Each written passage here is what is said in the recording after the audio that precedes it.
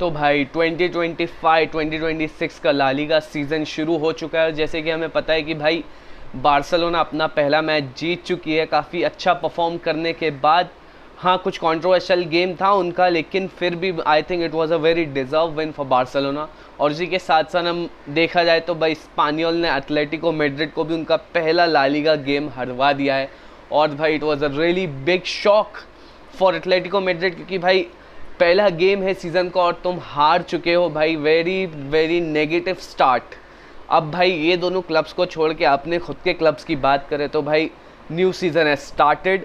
और उसी के साथ साथ आज रियल मैड्रिड का पहला गेम होने वाला है अंडर शाबी अलोंसो, पहला official game of La Liga under Xabi Alonso. और उसी के साथ साथ काफ़ी सारे मद्रिदिस्तास एक्साइटेड है देखने के लिए कि भाई शाबी अलोंसो की टीम ओसासुना के सामने कैसे परफॉर्म करती है, कैसे खेलती है, यही देखना है। भाई शाबी अलोंसो एक ऐसा आदमी है कि भाई जो कि सिर्फ वर्ड से नहीं बाकी अपने एक्शन से भी दिखाता है कि भाई वो टीम के साथ क्या करने वाला है।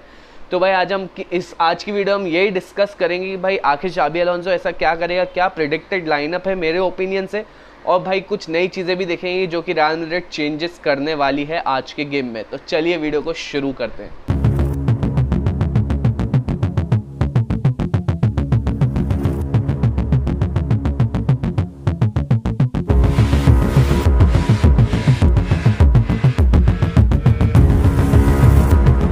पहले तो हम बात कर लेते हैं the tactical aspect of Xabi Alonso की भाई क्या प्रेडिक्टेड लाइनअप हो सकती है रियल मैड्रिड की। तो भाई जैसे कि अगर मेरे ओपिनियन से तो देखा जाए तो पहले हम बात कर लेते हैं गोलकीपिंग पोजीशन की।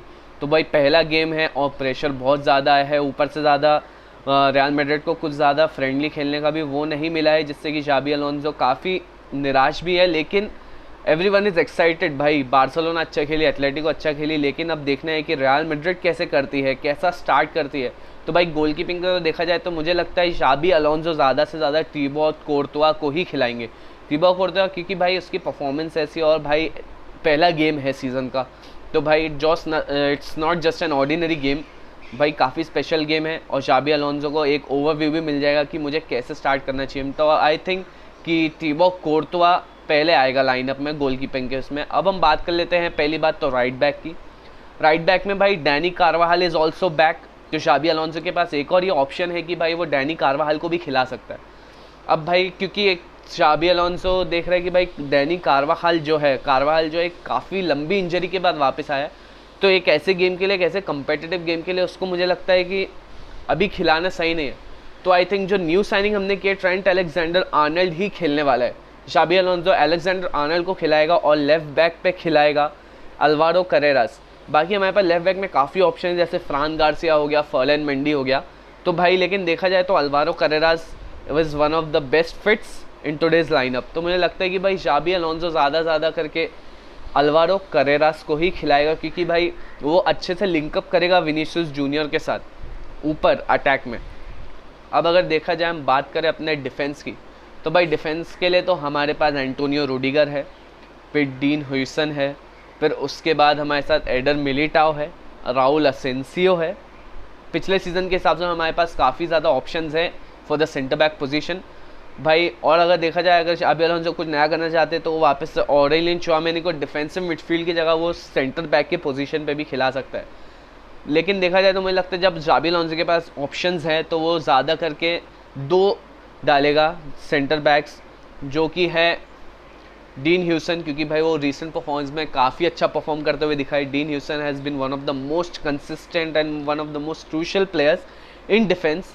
और भाई दूसरे पे अगर देखा जाए तो शायद एडर मिलिटाओ के साथ पैरअप करेगा, क्योंकि जैसे कि हम देखा रियल मैड्रिड ने जो अपना लास्ट फ्रेंडली खेला उसमें डीन ह्यूसन और एडर मिलिटाओ भाई ये दोनों प्लेयर्स आतंक मचा रहे थे। और ये दोनों प्लेयर्स ने भाई WSG तिरोल को, जो ऑस्ट्रियन साइड जो उसके सामने भाई बहुत अच्छा डिफेंसिव परफॉर्मेंस दिखाया, बहुत अच्छा खेला, एक डिफेंसिव स्ट्रक्चर को बरकरार रखा, जिसमें कि रियल मैड्रिड काफ़ी स्ट्रक्चर वे में खेल रही थी और 4-0 भी हराया, जिसमें adder Militão was one of the scorers. और उसी के साथ साथ dean Hewson was going into the attack, भाई अटैक में इन्वॉल्व हो रहा था और उसी के साथ साथ अपनी डिफेंसिव ड्यूटीज़ भी निभा रहा था। तो मुझे लगता है कि ये दोनों डिफेंस रहेंगे अपने सेंटर बैक पोजीशन पे। फॉर्मेशन तो शाबी अलोंसो ज़्यादा करके 4-3-3 ही खिलाने वाले। अब अगर हम बात करें अपने मिडफील्ड ट्रियो की, तो भाई आफ्टर अ लॉन्ग टाइम जो हमारा एक लेजेंडरी मिडफील्ड जो था, टोनी क्रोस, लूका मॉड्रिच और कैसेमिरो। भाई इधर मॉड्रिच, इधर टोनी क्रोस और डिफेंसिव मिडफील्ड की पोजीशन पे कैसेमिरो। अब उसी के रिलेटेड मुझे लगता है शाबी अलोंसो अपना आइडिया दिखाएंगे, क्योंकि भाई जो प्लेयर्स वो खिलाने वाले, आई थिंक मेरे ओपिनियन में जो सबसे पहला प्लेयर जो मिडफील्ड पे खेलेगा वो है फेडी वेलवर्डे। क्योंकि भाई मिडफील्ड के होने के साथ साथ हमें एक ऐसा प्लेयर भी चाहिए जो लीडरशिप दिखा सके, and I don't think that is the any other player other than फेडी वेलवर्डे। भाई फेडरिको वेलवर्डे विल बी भाई a commander on the field. भाई वो कितने सारे मैचेस लगातार खेला है भाई, थकता नहीं, उसके फेफड़े अलग ही चीज़ के बने भाई। अब फेडी वेलवर्डे खेलेगा, उसी के साथ जो पैरअप करेगा वो है the player who shine the most under Xabi Alonso, Arda Guler. Arda Guler भाई one of the best players जो कि अंदर शाबी अलोंसो हमने देखा है अभी तक, जितने भी मैचेस रियल मैड्रिड ने खेले अभी तक, उसके अंदर भाई आर्दा Guler has been the most best player on the field. भाई वो बंदा सब कुछ कर सकता है, और भाई फेडी वेलवर्डे के साथ तो और अच्छा करेगा, क्योंकि भाई फेडी वेलवर्डे भाई वो अटैक में भी घुसेगा, वो शूट भी करेगा, वो चांसेस भी बनाएगा, और उसी के साथ साथ भाई वो पीछे भी आएगा ताकि वो डिफेंस कर सके। एक्स्ट्रा डिफेंसिव बंदे के हिसाब से वो पीछे आएगा। अब हम अगर अब जो एक पोजीशन बचते हुए डिफेंसिव मिडफील्डर, उसमें भाई ज़्यादा करके हम खिलाएंगे ऑरेलियन चुआमेनी, उससे ज़्यादा कोई नहीं भाई। हाँ लास्ट सीज़न वो थोड़ा हिला था, मतलब थोड़ा उसका परफॉर्मेंस थोड़े डाउन हुए थे ऑरेलियन चुआमेनी के, लेकिन उसने अपने प्लेस के लिए फ़ाइट करा अंडर शाबी अलोंसो। शाबी अलोंसो ने उसको गेम टाइम दिया और वो काफ़ी अच्छा निकल करके आया है भाई। ऑरेलियन चुआमेनी भाई I think he is a tank, he will be a tank भाई। अगर हमें एक परफेक्ट कैसेमिरो का रिप्लेसमेंट चाहिए था तो भाई ये है। और भी हमारे पास है मिडफील्ड ऑप्शंस भाई, जूड बेलिंगम है, जूड बेलिंगम तो इंजर्ड है, डेनिस शिबायोस भी बेंच पे खेल रहे हैं, और उसी के साथ साथ कामाविंगा भी जो है वो भी इंजर्ड हो चुके हैं बेचारे, और फिर ब्राहिम डियाज भी एक मिडफील्ड के तौर पे खेल सकते हैं। लेकिन भाई मुझे लगता है रॉड्रिगो को आज के गेम में चांस नहीं मिलने वाला है, क्योंकि उसकी जगह राइट विंग पे खेलेंगे ब्राहिम डियाज। भाई Brahim Diaz known as the Madrid Messi.